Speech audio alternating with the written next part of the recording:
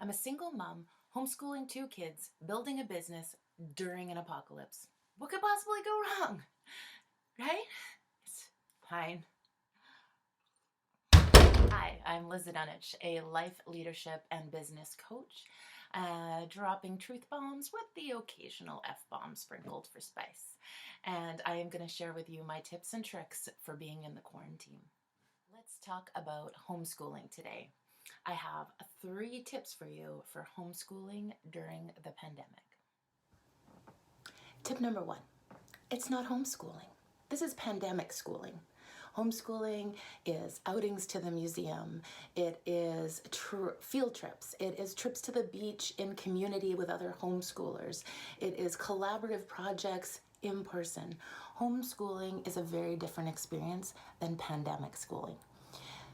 We are schooling during a pandemic, so if we can jump out of the pressure cooker of trying to get everything perfectly and start to just listen to our child, listen to ourselves, exude immeasurable compassion for the situation that we find ourselves in, and then create what works for our pandemic schooling, perhaps we can take it out of the trying to get it perfect pressure cooker experience.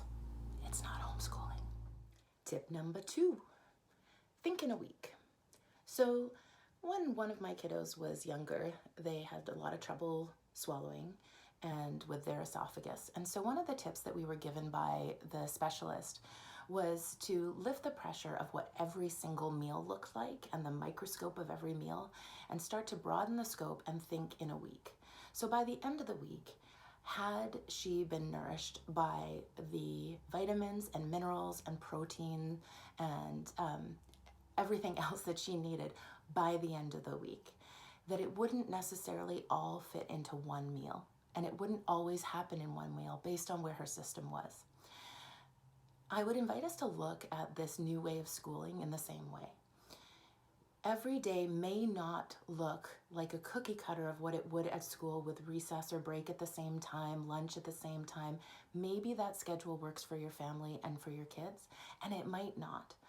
You might end up with 3 days straight of intense ukulele lessons because your kid is inspired and pumped and really excited to be on that instrument. Awesome.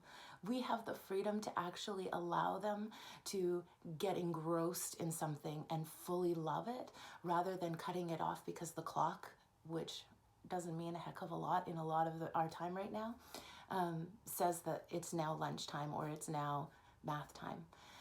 Trust that you will get all of those topics in there by the end of the week and find ways to create it so that it works for your child's learning and for yourself.